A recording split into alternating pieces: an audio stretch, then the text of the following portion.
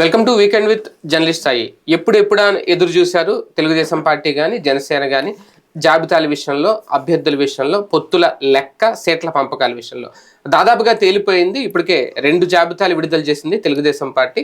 జనసేన తొలి జాబితా దగ్గర ఆగింది. ఇంకా రెండో జాబితా ఫైనల్ కాలేదు. రెండో జాబితా విడుదల చేస్తారా, లేదంటే 3 జాబితాలు చేస్తారా, ఒకేసారి చేస్తారా?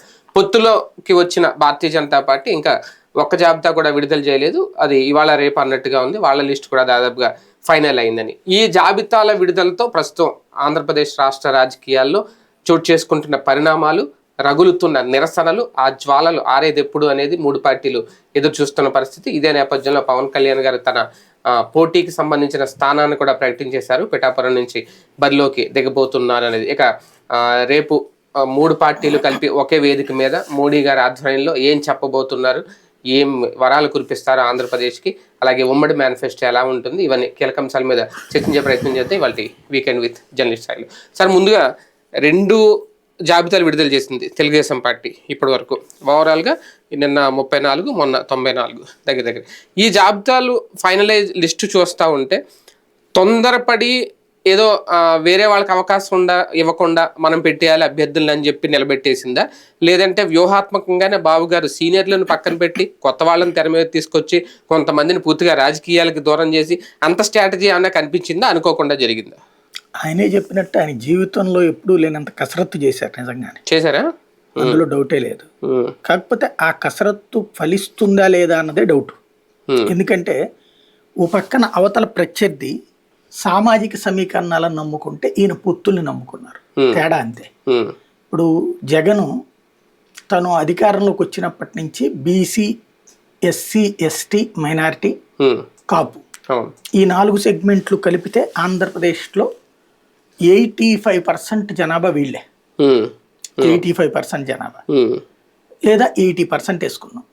మిగతా కమ్మారెడ్డి, వైశ్య, బ్రాహ్మణ ఇవన్నీ కలిపితే మిగతా 20 ఉంటారు. 80% జనాభా బీసీ, ఎస్సీ, ఎస్టీ, మైనార్టీ, కాపు. ఇది ఆ వర్గాలు ఉన్నాయి. తనిచ్చిన సీట్ల పరంగా చూసుకుంటే దాదాపుగా ఆ ఈక్వేషన్స్ని ప్రకారం ఇచ్చుకుంటూ వెళ్ళాడు జగన్. ఈవెన్ రేపు టోటల్ లిస్ట్ రిలీజ్ చేస్తామంటున్నారు కదా, ఆ టోటల్ లిస్ట్ రిలీజ్ చేసినప్పుడు టోటల్గా ఎంతమంది బీసీలకు ఇచ్చారు, ఎంతమందికి ఎస్సీలకు ఇచ్చారు, ఇదంతా కూడా లెక్క లేదు. సిఎస్టీలు అంటే ఓకే, వాళ్ళకి రిజర్వ్డ్ సీట్స్ కాబట్టి. బీసీలకు ఎన్ని ఇచ్చారు, కాపులకి ఎన్ని ఇచ్చారు అన్నది లెక్క తేలుతుంది. ఇప్పుడు దాకా తెలుగుదేశం పార్టీ రిలీజ్ చేసిన లిస్ట్ లో కాపులు కేవలం 8 మంది ఉన్నారు. కమ్మ సామాజిక వర్గం, రెడ్డి సామాజిక వర్గం 28 ఉన్నారు. బీసీలు 24 ఉన్నారు అక్కడ. అలాంటి ఈక్వేషన్స్ అన్ని రేపు పొద్దున చర్చకు వస్తాయి ఖచ్చితంగా.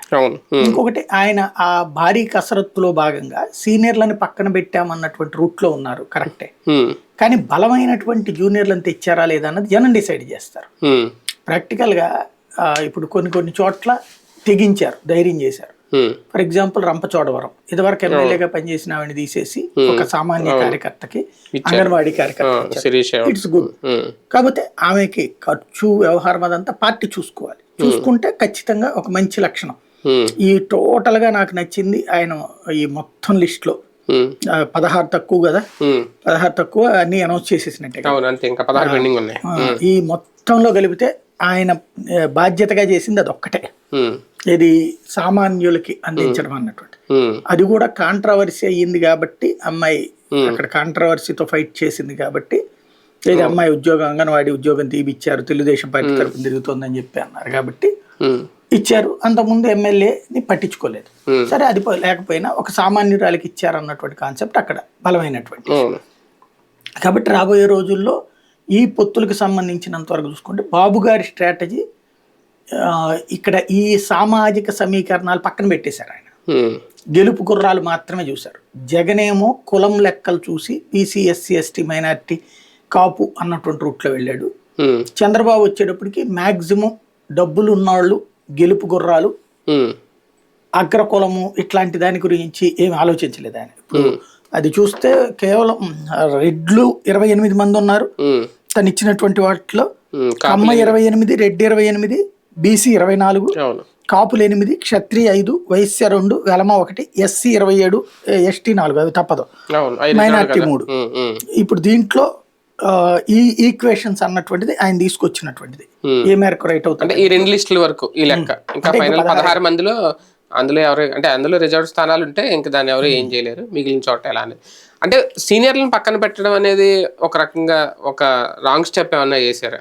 తప్పేం లేదు, ఎందుకంటే సుదీర్ఘకాలం నుంచి పనిచేసి వాళ్ళకి గెలుపు గుర్రాలు కాకుండా భారాలు అయితే వైట్ ఎలిఫెంట్స్గా మారితే సీనియర్లకు ఏమవుతున్నదంటే ఒక టర్మ్ నుంచి రెండో టర్మ్కి వెళ్ళాక వాళ్ళు ప్రజలకు దూరం అయిపోతున్నారు. అంటే ఒక ఈగో చుట్టుకుంటోంది. సాధారణంగా 10 మంది కార్యకర్తలతో కూర్చున్నప్పుడు వాళ్ళు చెప్తుంటారు, సరే మనం ఇట్లా మాట్లాడుకోవడం కరెక్ట్ కాదేమో, ఇట్లా చేస్తే బాగుంటుందేమో అని చెప్తారు. 100 సలహాలు ఇస్తుండొచ్చు, వాళ్ళతో మమేకమైనప్పుడు వస్తుంది. అలా కాకుండా ఇక నా పంతమే నెగ్గాలి, నా చెప్పు చేతల్లోనే అంతా ఉండాలి అనేటువంటి ఒక అతిశయానికి అధికారంలో ఉన్నప్పుడు పోయిన వాళ్ళు అధికారం దిగాక కూడా ఆ మత్తు దిగట్లేదు. ఇక ఆ పేపర్లో ఈనాడు ఆంధ్రజ్యోతిలో మన పేరు రావాలా, హెడ్డింగ్ రావాలా, టీవీలో బ్రేకింగ్ రావాలి, దానికోసం మాత్రమే మేము మాట్లాడతాం, మేము చేస్తాం, దానికోసం చిన్నపాటి యాజిటేషన్ చేస్తాం అనేటువంటి రూట్లో ఉన్నారు. కానీ సామాన్యుల్ని టచ్ చేసేటటువంటి వ్యవహారాల్లో విఫలమవుతున్నారు చాలా మంది. ఫర్ ఎగ్జాంపుల్ సోమిరెడ్డి పేపర్లలో మంచి పాపులర్, కానీ తన నియోజకవర్గంలో వరుసగా ఎందుకు ఓడిపోతూ వస్తున్నారు? ఇప్పుడు ఆయనకి ఇచ్చి ఏం సాధించాలి అక్కడ? కాబట్టి ఒక ప్రయోగం చేయడంలో తప్పే ఉంది. ఎంతకాలం అని చెప్పట్లేదు, భరిస్తారు.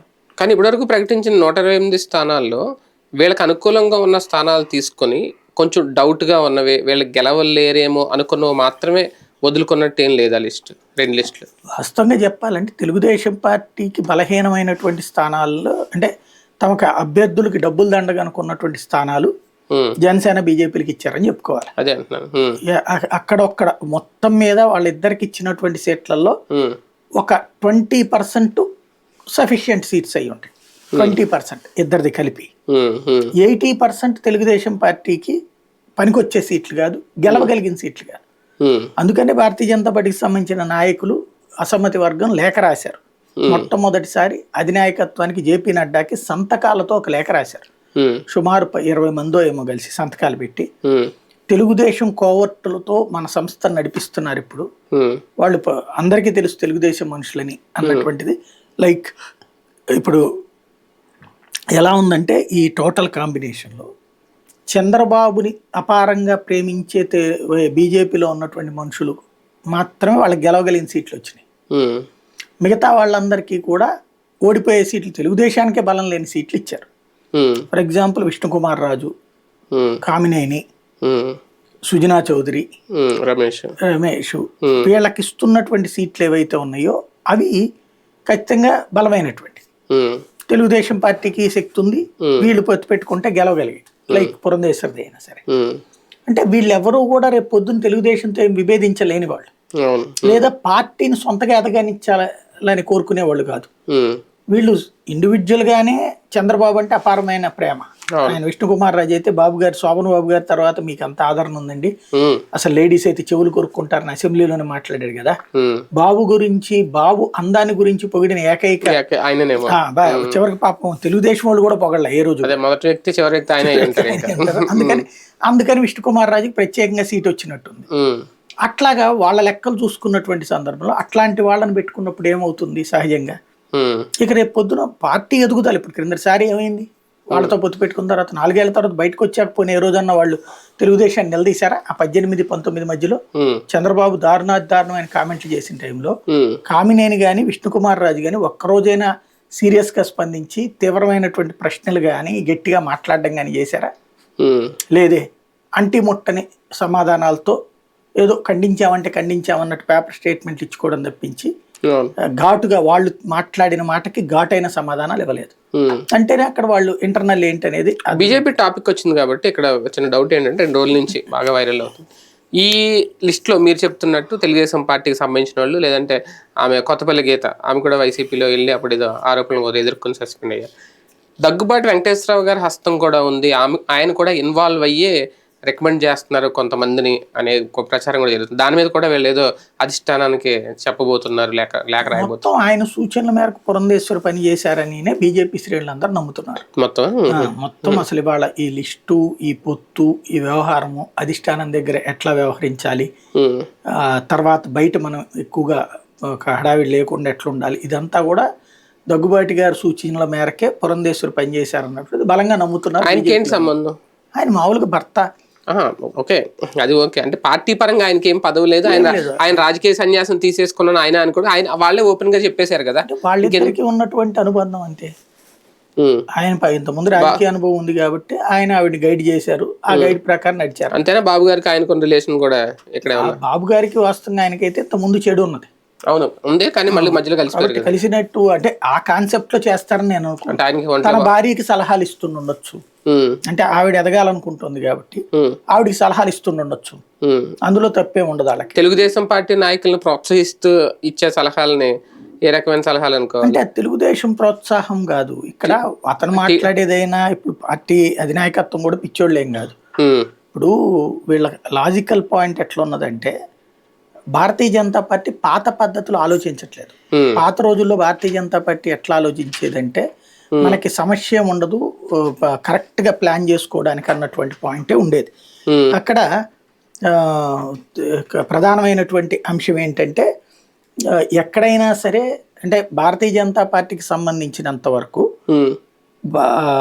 ఈ జాతీయ నాయకత్వపు ఆలోచన ఎట్టుందంటే, వచ్చిన వాళ్ళని మళ్ళీ అవతలోళ్ళ కోవర్ట్లు కాను అవతల మనుషుల కిందనో చూడాలనుకోవట్లేదు, వాళ్ళని ఈ పార్టీ మనుషులుగానే చూడాలనుకుంటుంది. ఇది బీజేపీ మనుషులుగానే చూడాలనుకుంటుంది. లైక్ బయట నుంచి వచ్చినటువంటి డీకేఆర్ వాళ్ళకి ఎంపీ సీట్లు ఇచ్చారు కదా తెలంగాణలో. అదే సందర్భంలో మన ఇది త్రిపురలో అయితే డైరెక్ట్ గా ఏకంగా వాళ్లే ముఖ్యమంత్రి అయింది. వరుసగా 2 సార్లు కూడా కాంగ్రెస్ నుంచి వచ్చిన వాళ్ళే అయ్యింది. లేదు అస్సాం హిమంత్ బిశ్వా శర్మ ఎవరు కాంగ్రెస్ నుంచి వచ్చిన వాళ్ళు. పార్టీకి మన పార్టీకి లాయల్ గా ఉన్నారా లేదా అని చూస్తున్నారు. ఇంటర్నల్ గా అవతల వాళ్ళతో కాంటాక్ట్స్ వాళ్ళేం తప్పు పట్టట్లా. అంటే తెలుగుదేశంతో టచ్ లో ఉండటం తప్పని అనుకోవట్లేదు. కాబట్టి అట్లా టచ్ లో ఉండటం ద్వారా ఇంకా మనకి ప్రయోజనమే కదా అని ఆలోచిస్తున్న జాతీయ నాయకత్వం. ఎందుకంటే ఇప్పుడు వాళ్ళందరూ ఆ టచ్ లో ఉండబట్టినే వాళ్ళ పొత్తు కుదిరేది, లేకపోతే కుదిరేది కాదు కదా. ఇండివిజువల్ గా అయితే 1 సీటు సాధించేది కాదు కదా. ఇన్ని సీట్లు 10 సీట్ల అసెంబ్లీను, ఒక 1/2 ఎంపీ సీట్లలో ఇవాళ టఫ్ ఫైటర్ గా బీజేపీ రంగంలోకి వచ్చిందంటే వాళ్ళకున్నటువంటి పరిచయాలు ఒకటి, రెండోది ఫైనాన్షియల్ ఆస్పెక్ట్. ఇవాళ భారతీయ జనతా పార్టీ డబ్బులు ఖర్చు పెట్టగలిగే 100 కోట్లు ఖర్చు పెట్టగలిగినటువంటి నాయకుడు ఎవరున్నారు ఆంధ్రాలో? ఇప్పుడు సుజనా చౌదరి అయినా సీఎం రమేష్ అయినా 100 కోట్లు అలవోగ్గా ఖర్చు పెట్టగలరు కదా. దాంతో పాటు ఇప్పుడు వీళ్ళు తీసుకొచ్చినటువంటి వాళ్ళు కూడా అట్లా డబ్బులు ఖర్చు పెట్టారు. కాబట్టి ఇక్కడ ఏంటంటే వీళ్ళు కంప్లైంట్ చేసి దాకా వెళ్ళారు కాబట్టి నడ్డా గారితో ఏదో మాట్లాడుతున్నారు, లేఖ రాశారు, 20 మంది వెళ్ళబోతున్నారు. పురంధేశ్వర్ గారు తీసుకుంటున్న నిర్ణయాలు సిద్ధాంత విరుద్ధంగా, సిద్ధాంత వ్యతిరేకంగా ఏమన్నా ఉన్నాయా? అధిష్టానమే వీళ్ళకి ఒక ఫ్రీ హ్యాండ్ ఇచ్చినప్పుడు వీళ్ళకి నచ్చిన వాళ్ళని రిఫర్ చేస్తే తప్పే ఉంది, అది ఏమన్నా పాలసీకి వ్యతిరేకమా? అంటే బేసిక్ గా వీళ్ళు ఈవిడ చేసింది ఏం లేదు అందులో. అధినాయకత్వమే ఆల్రెడీ అందరిని కూర్చోబెట్టి కసరత్తు చేసిందే కదా. అవును, ఆవిడ పురంధేశ్వరిని అనవసరంగా ఆడిపోసుకుంటున్నారు కానీ పురంధేశ్వరి చేసింది ఏం కాదు. ఇందులో చంద్రబాబు చేశారు అంతే. ఆవిడని అసలు పిలవలేదు కదా. ఇప్పుడు మొన్నటి జరిగింది ఢిల్లీలో, పిలిచి వివరాలు తీసేసుకున్నారు. 175 నియోజకవర్గాలు 3 పేర్లు ఇమ్మన్నారు. అందులో బలమైన ఏంటో లిస్ట్ ఇమ్మన్నారు. ఆ బలమైన 20 అసెంబ్లీ స్థానాలు 12 పార్లమెంట్ స్థానాలు ఇచ్చారు. వాళ్ళు అడిగింది 8 పార్లమెంట్ స్థానాలు 20 అసెంబ్లీ స్థానాలు ఇమ్మన్నారు. వీళ్ళు 25 అసెంబ్లీ స్థానాలు 12 పార్లమెంట్ స్థానాలు ఇచ్చారు, ఎందుకైనా మంచిదే. అట్లాగా టోటల్గా ఇచ్చారు. అందులో మళ్ళీ ఇంకో రోజును కూర్చోబెట్టి స్క్రూట్నీ చేసి 3లో ఇక ఫైనల్ అనుకునేటప్పుడు ఒకళ్ళ పేరు చెప్పండి అన్నారు. అవి కూడా రాసి ఇచ్చి వచ్చారు. అది ఇప్పుడు మన విజయవాడలో జరిగింది, ఆయన వచ్చారు కదా. ఢిల్లీలో జరిగింది అది. ఇక్కడ అయిపోయాక ఇక్కడ లిస్ట్ వాళ్ళు పట్టుకెళ్ళిపోయారు. ఇక్కడంతా అయిపోయింది, ఇక్కడ లిస్ట్ అక్కడికి పట్టుకెళ్ళాక ఢిల్లీకి వీళ్ళని పిలిపించి 2 రోజుల పాటు వీళ్ళిద్దరిని వీళ్ళ ముగ్గురిని కూర్చుని శివప్రకాష్ జీ, సోమవీర్రాజు, ఈయన సంతోష్, ఈ 4 కూర్చుని ఒక కసరత్తు చేశారు. 2 రోజులు ఆ కసరత్తులు చేయించారు. దాని వెనకాల ఏంటి, బలం ఏంటి, కులం ఏంటి, వర్గం ఏంటి, పైసలు ఏంటి, స్థాయి ఏంటి, ఇవన్నీ అవన్నీ అయిపోయిన తర్వాత వచ్చినటువంటి లెక్క ఇది. ఏంటది, ఫైనల్ లిస్ట్ ఎక్కడ ఉంది అన్నటువంటి అది వాళ్ళు అక్కడ తేల్చారు. ఆ తర్వాత వీళ్ళని పంపించేశారు. పంపించేసి బార్గెనింగ్ అంతా చేస్తుంది బీజేపీ అధినాయకత్వం. వాళ్ళు పంపించినటువంటి గజేంద్ర సింగ్ షెకావత్, ఆ తర్వాత పాండా, వాళ్ళు కదా వచ్చింది. వాళ్ళు వచ్చి మాట్లాడిపోయారు చంద్రబాబు. అప్పుడు కూడా పురంధేశ్వరిని పిలవలేదే, అప్పుడు కూడా సోమవీర్రాజుని పిలవలేదే. సుమారు 7-8 గంటల పాటు జరిపి ఈవెన్ శివప్రకాష్ జీని కూడా పట్టుకోవాలి. వాళ్ళు అక్కడి నుంచి వచ్చిన 3 మెన్ కమిటీ అన్నది వాళ్ళే 7-8 గంటలు మాట్లాడారు, వాళ్ళు వెళ్ళిపోయారు లిస్ట్ తీసుకుని. ఇక్కడ పురంధేశ్వరి ఇచ్చినటువంటి లిస్ట్ కూడా ఆయా నియోజకవర్గాలకు సంబంధించి ఈయన ఇచ్చినటువంటి లిస్టుని ఆవిడకి చూపించారు, అయిపోయాక వెళ్ళిపోయారు వాళ్ళు. అక్కడి నుంచి బార్గెనింగ్ చేస్తున్నారు. ఇందులో పురంధేశ్వరి అనడానికి ఏ కోశానా లేదు. కాకపోతే అందులో వీళ్ళ పేరు కూడా పెట్టారు అంటే పెట్టకుండా ఎట్టుంటారు? విష్ణుకుమార్ రాజు పేరు కాకుండా ఇంకొకళ్ళని పెట్టడానికి ఆవిడకి ఏముంది శత్రుత్వం? లేకపోతే ఆయన పేరేంటి కామినేని కాకుండా ఇంకోళ్ళు పెట్టడానికి ఆవిడకి ఏముంది శత్రుత్వం? దాంతో పాటు ఇంకో 2 పేర్లు కూడా ఇచ్చింది కదా. కాబట్టి ఇందులో పురంధేశ్వరిని తప్పడానికి ఏం లేదు. అధినాయకత్వపు ఆలోచన ధోరణిలో కరెక్ట్ ఉందా లేదా? ఇప్పుడు సంఘ్ పరివార్ని అడిగిందా? వాళ్ళు ఏమైనా ఇచ్చారా? ఇదేం వాళ్ళు చెప్పట్లేదు కదా.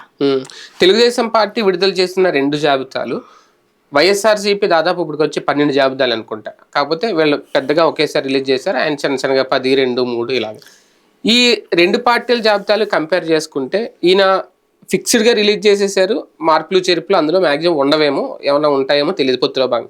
కానీ జగన్మోహన్ రెడ్డి గారు విడుదల చేసిన లిస్టులో ఎక్కువ మార్పులు చేర్పులు ఎక్కువ కనిపించినాయి. ఇప్పుడు ఈవెన్ ఈ గుంటూరు సీటు కూడా ఏదో మార్చిపోతున్నారు, మళ్ళీ మైనార్టీకి ఇవ్వబోతున్నారు. ఎందుకంటే ఇక్కడ నజీర్ అహ్మద్ ఇవాళ ప్రకటించారు కాబట్టి వైసీపీ కూడా మార్చిపోతుంది అనేది ఒక ప్రచారం నిన్నటి నుంచి. అంటే ఒక భయం ఏమన్నా కనిపిస్తోందా ఈ లిస్టు 2 లిస్టులో ఈ అభ్యర్థులను ఎన్ని చూసినప్పుడు వైసీపీలో ఒక భయం ఏమన్నా కనిపిస్తోంది? భయం ఏం కాదు, వాళ్ళు మరింత కాన్ఫిడెంట్గా, అంటే అవతల వాళ్ళ ఎత్తుకు పై ఎత్తేస్తూ ఉంటాడు. ఇప్పుడు ఫర్ ఎగ్జాంపుల్ నాకు తెలిసి మైనార్టీకి మార్చరు అనుకున్నా, అంటే ఆల్రెడీ ఈస్ట్లో 2 ముస్లిమ్సే ఉంటారు. అవును, అక్కడ అలాగా మార్చేదే ఉంటది అక్కడ. అవును, అక్కడ ఎలాగా సీట్ మార్చాల్సిన అవసరం లేదు. ముస్తఫా కుమార్తెకి ఇచ్చేశారు. ఇప్పుడు 7 అసెంబ్లీ స్థానాల్లో 7 చోట్ల కూడా అసలు కాపు లేరు తెలుగుదేశం జనసేన కూటమికి. ఒక్క చోట కూడా కాపు లేరు. వాస్తవంగా గుంటూరు పార్లమెంట్ సీట్ అంటే 2-3 కాపులు బలంగా ఉండేటువంటిది. పెదకూరపాడు కావచ్చు, ఒకప్పుడు కన్నా గెలిచింది అక్కడే కదా, పెదకూరపాడే కదా. తర్వాత గుంటూరు 2 కావచ్చు, పొన్నూరు, ఈ 3 కూడా కాపులు బలంగా ఉన్నటువంటి సెగ్మెంట్లే కదా. మొన్న గెలిచిన కొల్లారు రోసే కాపు సెగ్మెంటే కదా. అట్లా గుంటూరు 2 కాపులు బలంగా ఉన్నటువంటి సీట్ అని అసలు జనసేన కోరుకుంది అదే కదా, ఆయన కోరుకుంది కూడా అదే కదా, ఎవరు కన్నా కూడా. కానీ ఆయన సత్యనపల్లి. అట్లాగే పొన్నూరు వీళ్ళు ఎట్లాగో కమ్మగా ఇవ్వక తప్పదు వాళ్ళకి తెలుగుదేశానికి. పోనీ ఈ 2 ఏదన్నా ఇవ్వాలి కదా. తెలుగుదేశం జనసేన బీజేపీ జట్టులో 7 సీట్లలో అసలు ఎక్కడుందని ఇంకా గుంటూరు ఇక్కడ లేదు. ఇంకేం గుంటూరు పార్లమెంట్ అప్పుడు ఏం చేశారు దాంట్లో? అందుకని చెప్పేసి జగన్ ఏం చేశాడు అక్కడ ఈక్వేషన్ లో? ఎంపీ క్యాండిడేట్ ని కాపుని పెట్టాడు. అంటే జగను కుల ఈక్వేషన్స్ ని చాలా బలంగా ప్లాన్ చేశాడు. అవతల వాళ్ళ కుల ఈక్వేషన్, అంటే ఇప్పుడు కుల ఈక్వేషన్ పనిచేస్తుందా లేదన్నది ఎన్నికల్లో తెలిపోబోతుంది. ఎందుకంటే ఈయన చంద్రబాబు గారి లిస్టుల్లో కులాలు డబ్బులు ఉన్నోడు ఏ కులమైనా లెక్క చేయకుండా పెట్టేశారు. అక్కడ కుల సమీకరణాలు టోటల్ లిస్ట్ లో అక్కడక్కడ చూద్దాం అన్నటువంటి రూట్ లో అంటే జనరల్ గానే ఉంది. ఎప్పుడు ఎన్నికల్లాగా తప్ప జగన్మోహన్ రెడ్డి గారి కేర్ తీసుకుని ప్రత్యేకంగా లేదు, ప్రత్యేకించి లేదు. జగన్ 3 సార్ల నుంచి కూడా లిస్ట్ లో క్యాస్ట్లు తీస్తున్నాడు పర్ఫెక్ట్ గా. ఫస్ట్ ట్రిప్ తీసినటువంటి సందర్భంలో అప్పుడు తక్కువ అవకాశం ఉంది అతనికి. సెకండ్ ట్రిప్ వచ్చేటప్పటికి పక్కా క్యాస్ట్ ఈక్వేషన్స్ తో వెళ్ళాడు, అదే 151 కారణమైంది.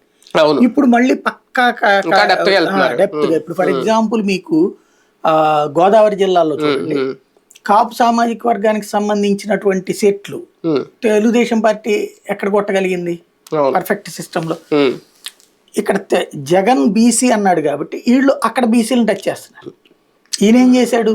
అక్కడ రాజమండ్రి, నరసాపురం 2 సెట్టిబల్జికి ఇచ్చారు కదా. సెట్టిబల్జి అంటే కాపుల్లో ఒక సెక్షనే కదా. ఇటు బీసీలు కూడా మా వాళ్ళని ఓన్ చేసుకుంటారు కదా. అదే అసలు అలాంటి ప్రయత్నం ఏమన్నా చేసింది ఇప్పుడు తెలుగుదేశం ఏమనుకుంటోంది?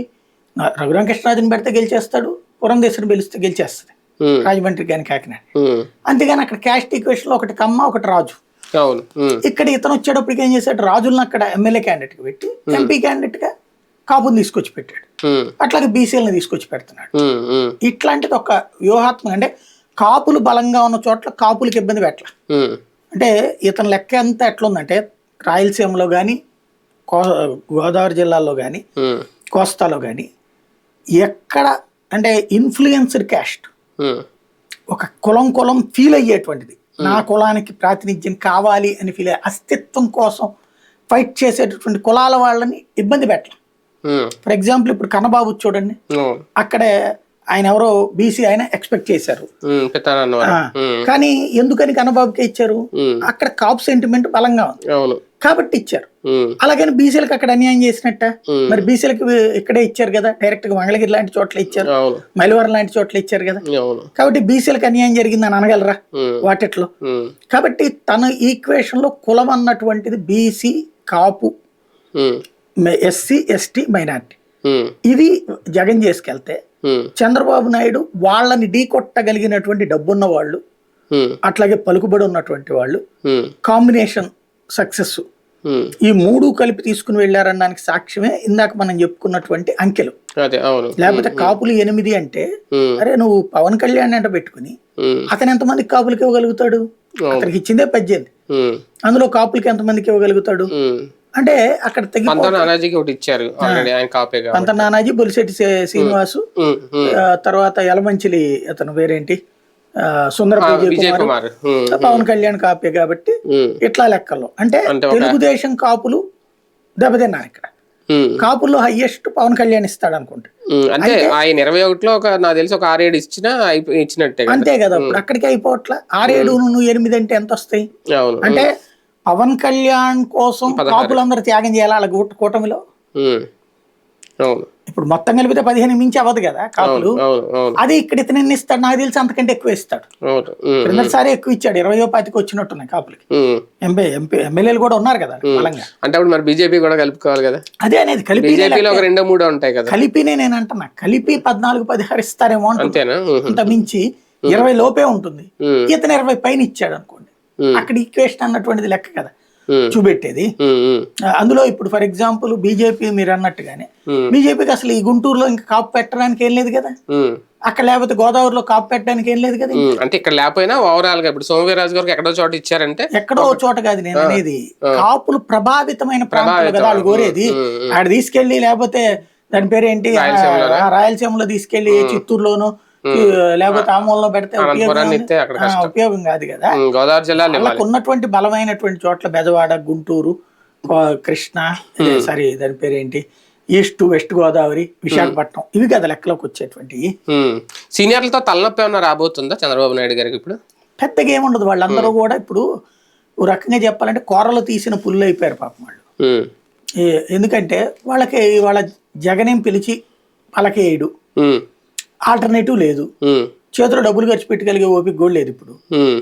కాబట్టి అట్లాగా సైలెంట్ కూర్చుంటే రేపు పొద్దున ఏదన్నా 4 ముక్కలు మాట్లాడుతూ ఉంటే నిదానంగా ఎప్పుడైనా చంద్రబాబుకి కావాల్సినప్పుడు గెలిస్తే కనుక ఆయన అధికారంలోకి వస్తే ఏ ఎమ్మెల్సీనో ఇస్తారు, అవసరమైతే ఏదైనా చూస్తారులే అనేటువంటి రూట్లో ఉన్నారు. కానీ తిరగబడే పరిస్థితిలో ఉన్నారని నేను అనుకోను. అంతేనా? రాజీనామాల పరం ఏం మొదలవుదా? పెద్దగా ఏముండదు, ఏదో చిన్న చిత్తగా ఉంటాయి కానీ పెద్దగా ఏముందంటే మెయిన్ ఏమైపోయిందంటే ఆల్టర్నేటివ్ లేకుండా పోయింది. గంటా శ్రీనివాసరావు గారు ఉన్నారు, ఇప్పుడు 2వ లిస్టులో కూడా ఆయన పేరు రాలేదు, చీపురుపల్లి నుంచి ఆయన పోటీ చేయనని చెప్తున్నారు. అలాంటప్పుడు అలాంటి వ్యక్తి అలాగనే ఆయన పోటీలో లేకుండా పక్కన కూర్చొనే ఇది కాదు కదా, ఖచ్చితంగా పోటీలో దిగుతారు. ఏం చేస్తారు? ఇండిపెండెంట్ గా దిగుతారా? ఇండిపెండెంట్ గా చేయలేడేమో అనుకో, చేసిన డబ్బులు దానికి తప్పించేం లేదు, అందులో రూపాయి జాగ్రత్తగా ఆలోచించే మనిషి ఆయన. ఇంకోటి ఏంటంటే అక్కడ వైసీపీలో ఖాళీ లేదు. అవును, వైసీపీ ఇప్పుడు సీట్లు ఆల్రెడీ డిసైడ్ చేసేసుకున్నారు, అది తీసేసి అర్జెంట్కి ఇప్పుడు గంటకి ఇచ్చే ఉద్దేశం వాళ్ళకేం లేదు.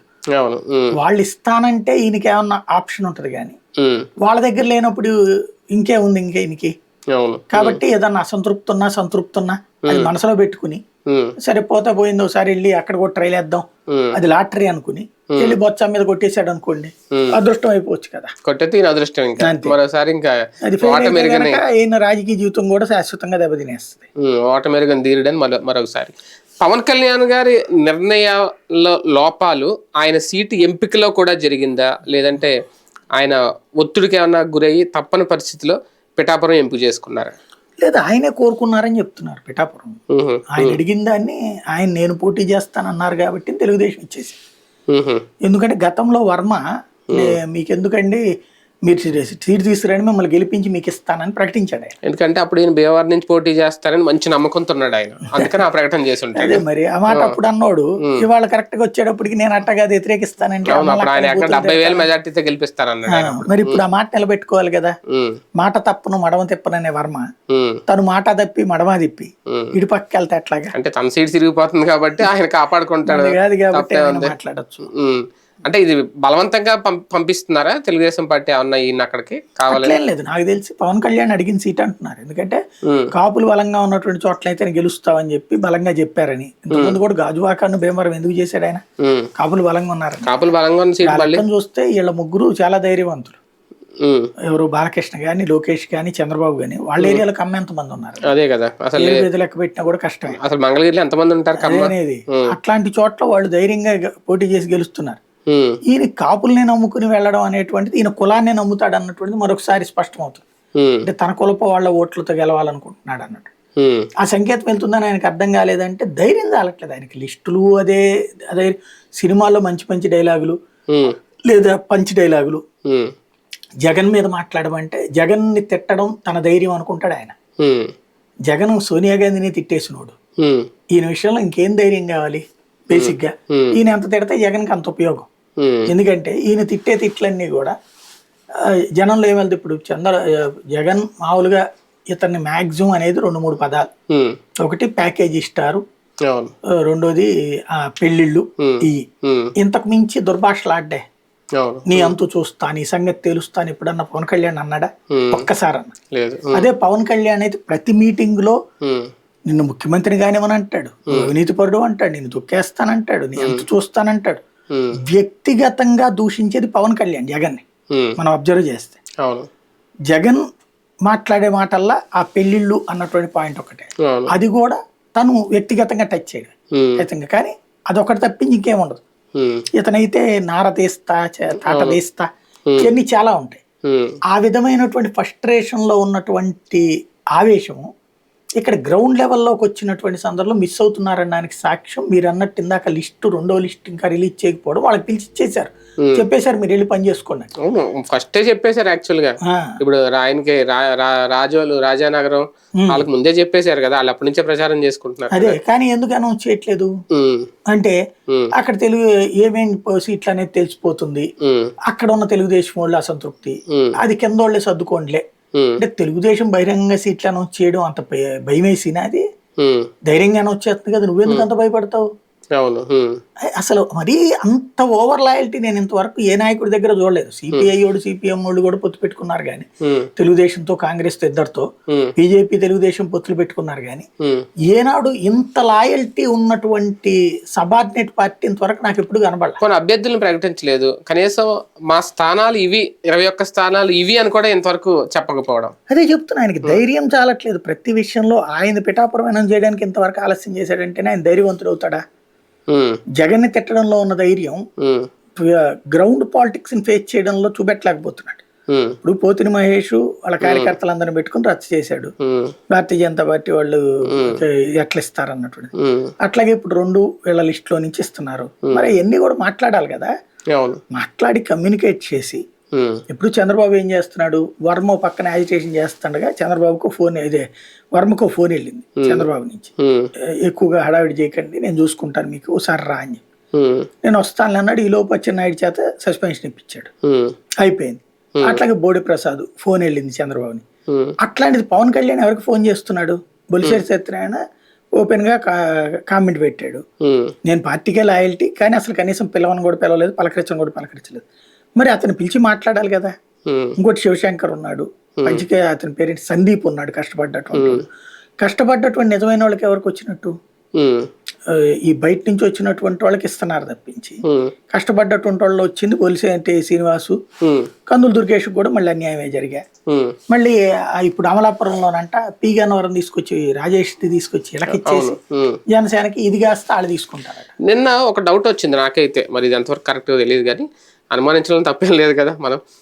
నిన్న ఆ టైంలో ఈయన పనిగట్టుకుని వచ్చి జన సైనికుల ముందు నేను పిఠాపురం నుంచి పోటీ చేస్తున్నాను, నేను అసెంబ్లీ నుంచి బరిలోకి దిగాలనుకుంటున్నాను, అందరూ ఎంపీగా వెళ్ళమంటున్నారు కానీ నేను ఆలోచిస్తున్నాను, పెద్దలతో ఆలోచిస్తున్నాను, ఆ మాట చెప్పిన తర్వాత ఒక్కసారిగా రాష్ట్రం అంతా రగిలిపోయింది. క్లారిటీ వచ్చిన వాళ్ళకి క్లారిటీ వచ్చింది.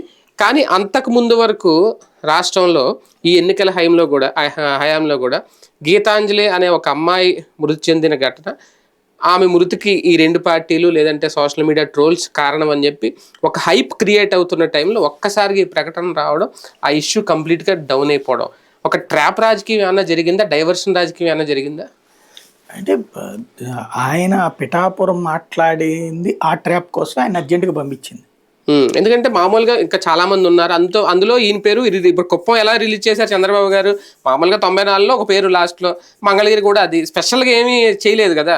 ఈయన నేను అలా చేయడం అంటే ఏంటి డైవర్షన్ రాజకీయాన్ని ఉందా? ఇప్పుడు మళ్ళీ నువ్వు గ్రాఫిక్లతో ప్రోగ్రామ్ పెట్టావు ఏంటంటే, ఎప్పుడైతే వైసీపీ డామినేట్ సిచ్యుయేషన్ వచ్చిన ప్రతిసారి పవన్ కళ్యాణ్ వస్తాడు ముందుకి, చంద్రబాబు పంపిస్తాడు పవన్ కళ్యాణ్ ముందు.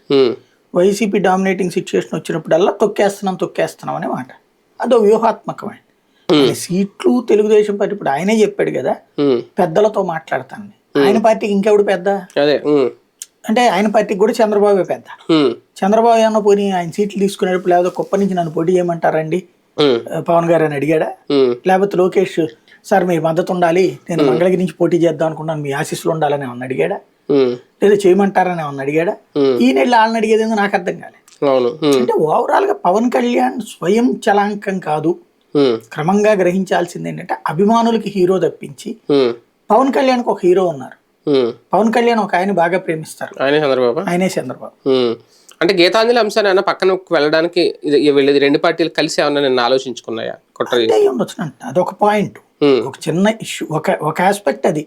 రెండోది ఏంటంటే డౌన్ ప్లే అవుతున్న టైంలో అగ్రెసివ్నెస్ తీసుకురావడం. ఇప్పుడు ఈ పొత్తుల తర్వాత ఈ గొడవలు ఇవన్నీ నడుస్తున్నాయి, ఆ గొడవల చర్చ జరగకుండా ఈ కొత్త పాయింట్ ఈయన వచ్చి మాట్లాడటం, తద్వారా ఇష్యూ డైవర్షన్. అంటే తెలుగుదేశం టీవీ లవింగ్ ఛానల్ అనమాట, టీవీ లవింగ్ పార్టీ అనమాట. పత్రికలు టీవీల్లో వచ్చేటువంటి తన వైపుకి తిప్పుకోవాలనుకునేటటువంటి వ్యవస్థ అది. ఇప్పుడు ఆ వ్యవస్థలో చేరింది జనసేన. కాబట్టి ఏ క్షణంలో ఏ పావును కదపాలన్నది తెలుగుదేశం చూస్తుంది. అందరూ ఒకటి ఆలోచిస్తున్న టైంలో దాని నుంచి ఎట్లా డైవర్ట్ చేయాలి. ఫర్ ఎగ్జాంపుల్ గీతాంజలి ఇన్సిడెంట్ రాగానే వాళ్ళు ఏం డైవర్ట్ చేశారు, ముందు ఎవరో తోసేశారంటారా, అది ఎడిట్ విజువల్ అన్న సంగతి అర్థమయ్యేటప్పటికి మళ్ళీ దాన్ని డైవర్ట్ చేయడం కోసం అని చెప్పేసి ఏది కావాలని చెప్పి చేస్తున్నారు మా మీద అన్నటువంటి దుష్ప్రచారం అన్న రూట్లో తీసుకెళ్ళారు. ఈలోపు ఇద్దరు తెలుగుదేశం కార్యకర్త ఒకళ్ళు జనసేన కార్యకర్తను అరెస్ట్ చేయగానే అన్యాయంగా అరెస్ట్ చేసేస్తున్నారంటూ మళ్ళీ ఆ రూట్లో తీసి అదొక వ్యూహాత్మకం. ఆ వ్యూహాత్మకంలో ఈయన ఒక పావు అంతే, ఈయన తెలియకుండా ఈయన పావులా మారిపోయాడేమో. నిజంగా పవన్ కళ్యాణ్ ని పార్లమెంట్ కు పంపించే ప్రయత్నం టీడీపీ బీజేపీ రెండు చేస్తున్నాయా? అసలు భారతీయ జనతా పార్టీ పవన్ కళ్యాణ్ అట్లా అడగదు. మా సంగతి మేము చూసుకుంటా ఉంటది, కానీ చంద్రబాబు ఏం చేయాలి, ఎక్కడ పోటీ చేయాలి, పవన్ కళ్యాణ్ ఎక్కడ పోటీ చేయాలని ఆలోచించి చెప్పే అంతటి తీరిక ఓపిక వాళ్ళకి ఎవరికి లేదు బీజేపీలో, అధిష్టానానికి కానీ కింద వాళ్ళకి కానీ. కాబట్టి అట్టించేం లేదు, ఓన్లీ ప్రాక్టికల్ గా ఈయనకి ఆలోచనే ఏది కాకినాడ అన్నది చంద్రబాబు గారి ప్రపోజల్. ఇక్కడ రెండు కోణాలు ఉన్నది. పవన్ కళ్యాణ్కి కూడా ఒక భయం ఏంటంటే అటు పెడితే కనుక రాష్ట్రంలో తన పని ఉండదు, తన ఉనికి ఉండదు, ఆ విధంగా చంద్రబాబు నాయుడు చేస్తున్నాడు అన్నది అర్థమవుతుంది. కానీ అలాగని ధైర్యంగా ఎదిరించి మాట్లాడగలిగిన సీన్ లేదు. చంద్రబాబు అంటే ఎదిరించలేడు, మాట్లాడలేడు. చంద్రబాబు గారి కళ్ళల్లో ఒక మ్యాగ్నెటిక్ శక్తి ఉంటది, ఆ మ్యాగ్నెటిక్ కి అయస్కాంతాలు మిగతా వాళ్ళ అతుక్కో, ఒక్క పవన్ కళ్యాణ్ గారు మాత్రం అతుక్కుంటారు. అంటే మనకి హిప్నాటిక్ సజెషన్స్ ఇచ్చేటప్పుడు ఎవరి మీదనైతే కంట్రోల్ చేయగలుగుతాడో డాక్టర్ గారు 100 మందిలో 4-5 మాత్రమే కనెక్ట్ అవుతారు, మిగతా వాళ్ళది మళ్ళీ రకరకాల ప్రయత్నాలు చేయాల్సి వస్తుంది. అలా వేగంగా కనెక్ట్ అయ్యేవాళ్ళు చంద్రబాబుకి ఒక్క పవన్ కళ్యాణ్. లోకేష్ కూడా కాదు, లోకేష్ మళ్ళీ నాన్న అది మార్చు ఇది మార్చు అట్లా చేయి అని అడుగుతాడు. బాబు గారు చెప్పింది కరెక్ట్, ఆయన దైవాన్ని సంబూతుడు, 40 ఏళ్ల రాజకీయ అనుభవం ఉంది, అసలు ఆయన ముందు ఎవరు పనికిరారు అని బలంగా నమ్ముతున్నటువంటి వ్యక్తి ఆంధ్ర రాష్ట్రంలో చంద్రబాబు గారి కుటుంబ సభ్యుల కంటే కూడా పవన్ కళ్యాణ్. కాబట్టి అందులో నుంచి వస్తున్నటువంటి ఆ గౌరవంలో నుంచి వస్తున్నటువంటి వెర్షన్ అది. ఒకవేళ నిజంగా ఆయన పార్లమెంట్కి వెళ్తే, పార్లమెంట్లో పోటీకి గనక ఓకే అంటే జనసేనలో ఉన్న రాజకీయ మార్పులు అంటే రాజీనామాలు కానీ వెళ్ళిపోవడం కానీ ఉన్న అభ్యర్థులు ఇటువంటి దారుణాలు ఏమైనా చోటు చేసుకుంటాయా? ఎవరున్నారండి పోవడానికి, ఉన్నటువంటి వాళ్ళు ఎక్కడికి పోరు. అంటే ఇప్పుడు 21 స్థానాలు దక్కించుకున్నారు కదా వాళ్ళు, 21 స్థానాలు అభ్యర్థులు నిలబెట్టాలి అంతే. వాళ్ళకి ఆల్రెడీ అయిపోయింది కదా, ఆ లిస్ట్ అంతా అయిపోయింది. ఇప్పుడు ఉన్నటువంటి ఈయన వెళ్తుంటే ఇంకా వాళ్ళు సంతోషం కదా, మా వాడు కేంద్ర మంత్రి అవుతాడు, మేము ఎక్కడ మంత్రులు అవుతాం అనుకుంటారు. ఇప్పుడు ఆయన గెలిచాడు అనుకోండి, వీళ్ళకి మంత్రివర్గం ఇక్కడ సీన్ ఉండదు కదా. అప్పుడు ఆయన ఇచ్చేది 2-3 ఇస్తాడు మంత్రి పదవులు, అందులో వీళ్ళకి సీన్ రాదు కదా, అందులో కేబినెట్ మంత్రి ఆయనకి ఇస్తారు కదా. అదే ఆయన సెంట్రల్కి వెళ్ళిపోయాడు అనుకోండి, వీళ్ళు కేబినెట్ మంత్రులు అవుతారు, ఏ కందులు దుర్గేష్ బొలిశెట్టి శ్రీనివాస్, వీళ్ళకి అవకాశం వస్తుంది. నిజంగా అలా ఎదురు చూస్తారా? అంతే. నిస్తేజం అన్న వచ్చేస్తుందా? ఇంకా అధ్యక్షుడు వెళ్ళిపోయాడు, ఎక్కడికి వెళ్తాడు ఆయన? ఇక్కడే ఉంటాడు. కాకపోతే ఎంపీగా గెలవడం అంటే మావాడు జాతీయ స్థాయి అనే చెప్తారు. కాకపోతే నిజమైన జన సైనిక ప్రేమికులు ఎవరైనా ఉంటే అర్థమైపోతుంది ఇదో పెద్ద స్కాము అన్నటువంటి. అంటే లోకేష్ భవితవ్యం కోసం పవన్ కళ్యాణ్ అడ్డు లేకుండా తొలగిస్తున్నారన్న విషయం అర్థమవుతుంది. అభ్యర్థుల ప్రకటన విషయంలో పవన్ కళ్యాణ్ గారే లేట్ చేస్తున్నారా, లేదంటే బాబు గారి దగ్గర నుంచి అన్న అనుమతి కోసం ఎదురు చూస్తున్నారు? ఇంకా సీట్లు కేటాయించాల్సి వస్తుందేమో, తొందరపడి మీరు ప్రకటించేయద్దు అని. బాబు గారు ఫైనల్ చేసేదాకా ఆయన చెప్పడు. అంటే వాళ్ళే చేసేసుకుంటున్నారు కదా, చేసుకుంటాడు. వీళ్ళది కూడా ఆయనే ఫైనల్ చేస్తాడు. ఇదివరకు బీఫారాలు ఇచ్చి చేసుకోమన్నాడు, ఈ దఫా బీఫారాలు సంతకం నువ్వే పెట్టి అని చెప్తున్నాడు. అంత మించి ఏం లేదు, నువ్వు పెట్టి నీ చేత్తో నీ అని చెప్తున్నాడు. అంత మించి ఏం లేదు. ఇప్పుడు వాస్తవంగా అయితే కనుక ఈ ఒక్కళ్ళది కూడా తేడా లేదు అక్కడ. ఏ ఒక్కటి పవన్ కళ్యాణ్ని అభిమానించి గౌరవించి ప్రేమించేటటువంటి వాళ్ళల్లో మార్చేసి చంద్రబాబు ఇప్పించినటువంటి సీట్లు కొనతాల రామకృష్ణతో లేకపోతే అంజిబాబుతో ఇట్లాంటి చోట్ల జనసేన నమ్ముకుని దశాబ్దాల తరబడి ఉన్నటువంటి వాళ్ళు, ఈ దశాబ్దంగా ఉన్నటువంటి వాళ్ళనైతే ఈయన ప్రయారిటీ ఇవ్వలేదు. బాబు గారు చెప్పింది తూచా తప్పకుండా పంచసూత్రాలు పాటిస్తున్నారు. ఒకటి, అభ్యర్థి ఫెమిలియర్ అయి ఉండవలను. రెండు, డబ్బులు ఉండవలను. అట్లాగే జగన్ అంటే అపారంగా, పవన్ అంటే అపారంగా ప్రేమించాలి, జగన్ అంటే అపారంగా ద్వేషించాలి, చంద్రబాబుని గౌరవించాలి. ఈ 5 పంచసూత్రాలు ఎవరు పాటిస్తారో వాళ్ళు మాత్రమే ఆ దేవుడి దయ, ఏది పవన్ దేవుడి దయ లభిస్తుంది. పూజారి అక్కడ ఎవరయ్యా అంటే చంద్రబాబు. చంద్రబాబు నాయుడు ఆ దేవుడిని ఆల్రెడీ కాస్త మనం ఏం చేస్తాం, పూజ దగ్గర అంతా దేవుడికి చూపించి మొత్తం మనమే తింటాం. పవన్ కళ్యాణ్కి మొత్తం సీట్లు చూపించి ఆయనే తింటున్నాడు. స్వయంగా ఆ దేవుడు కాస్త నోట్లో వేసుకోవాలనుకుంటే 24 ఇచ్చారనమాట. పులవర్తి రామాంజనేయులు గెలిపించడం కోసం పవన్ కళ్యాణ్ గారిని టాక్టీస్ గా పక్కకు పంపించారా చంద్రబాబు గారు? అసలు ఆయన్ని జనసేనలో చేర్పించి మళ్ళీ అక్కడే సీట్ ఇప్పించడం అంటే చాలా పెద్ద స్ట్రాటజీ ఏమైనా నడిచిందా? స్కెచ్ ఏమైనా వేసారా? సాధారణంగా ఏంటంటే ఇందులో ఒక పెద్ద కామెడీ, ఎవరైనా సరే పొత్తు పెట్టుకుని సీట్లు కోల్పోతుంటే అపోజిషన్ పార్టీకి వెళ్తారు. అవును, విపక్షం అంటే వీళ్ళకి కాని పక్షంకి వెళ్తారు. ఇందులో విశేషం ఏంటంటే మిత్రపక్షం ఒక పార్టీ నుంచి ఇంకో పార్టీలోకి వెళ్ళడం. అది ఎప్పుడు వెళ్ళాలి? నువ్వు పార్టీ నుంచి విభేదించి పార్టీని అన్యాయం చేసినట్టు పక్క పార్టీకి వెళ్ళడం అంటే ఏంటి? అక్కడ జనాలకి ఏమర్థమైపోతుంది? తెలుగుదేశం మనుషులు జనసేనలోకి వెళ్ళి పోటీ చేస్తారు. పొలవర్తిది అని కొత్తపల్లి సుబ్బారెడ్డి కూడా ఇద్దాం అనుకున్నారు, చివరిలో వద్దన్నారు కాబట్టి ఆగారు. మరి ఇస్తారో లేదో ఇంకా పేరుంది. నిన్న అయితే రాయడం అదేదో మళ్ళీ నాయకర్ పేరు అన్నారు కానీ మళ్ళీ ఇంకా ఫైనల్ లిస్ట్ డౌటే.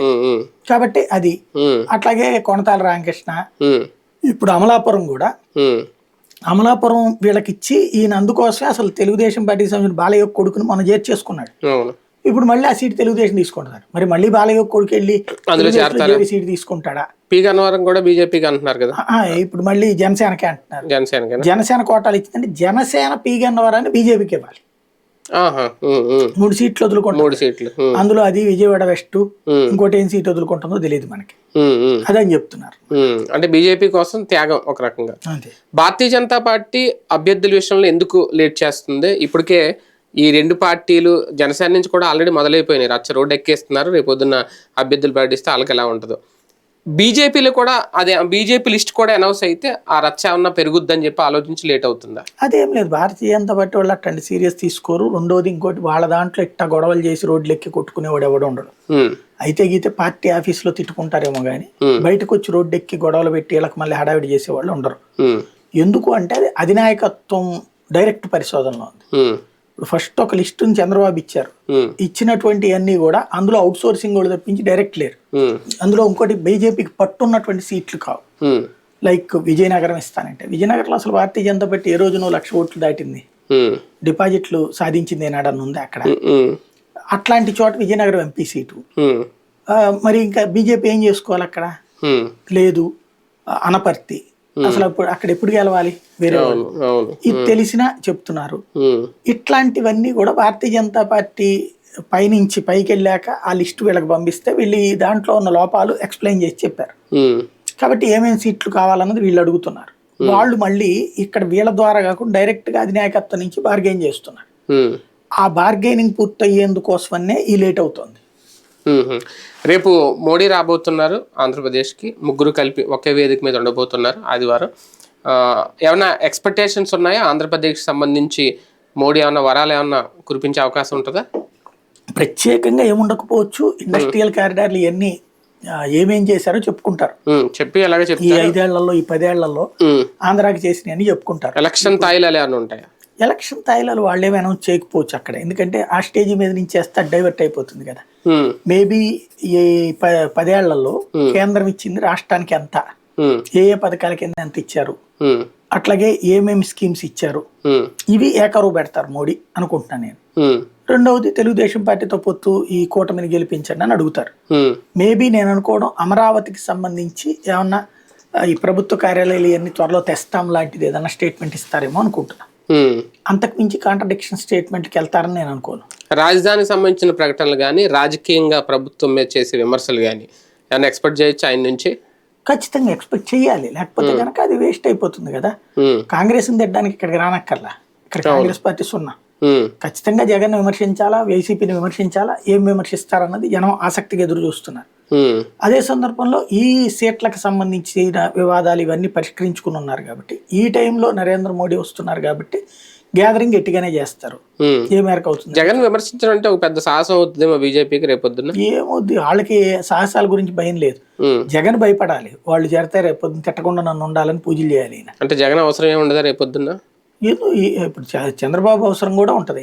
బాబు సచ్చినట్టు మద్దతు ఇవ్వలేదా? ఆంధ్రలో ఇద్దరు ఎప్పుడైనా మద్దతు ఇవ్వక తప్పదు, ఎందుకంటే అవతల జాతీయ స్థాయిలో బలమైన వాడు లేడు కాబట్టి. ఇప్పుడు ఎక్కడికి పోతారు వీళ్ళు? ఇంకోటి, వాళ్ళే అధికారంలోకి వస్తారు, జగన్ వాళ్ళతో విభేదించి అడిగిపోతాడు. సమస్య. రైట్, చూద్దాం. మొత్తానికి ఈ వారంలో కీలకమైన అంశాలు, అలాగే మరికొద్ది సేపట్లో ఎన్నికల నోటిఫికేషన్ కూడా రాబోతున్న నేపథ్యంలో ఎన్నికల నోటిఫికేషన్ ఆల్రెడీ విడుదలకు సిద్ధంగా ఉంది అనేది ఈసీ ప్రెస్ మీట్ కూడా టైం చెప్పేసింది. నెక్స్ట్ రేపు జరగబోయే సభలో 3 ఉద్దండులు ఏం చెప్పబోతున్నారు, ఏం చెప్తారు, ఫైనలిస్టులు కూడా అనౌన్స్ చేసేస్తారు ఈ లోపల అనేది. ఇవన్నీ వేచి చూడాల్సిన అంశాలు. ఇది ఇవాల్టి వీకెండ్ విత్ జర్నలిస్ట్ సాయి.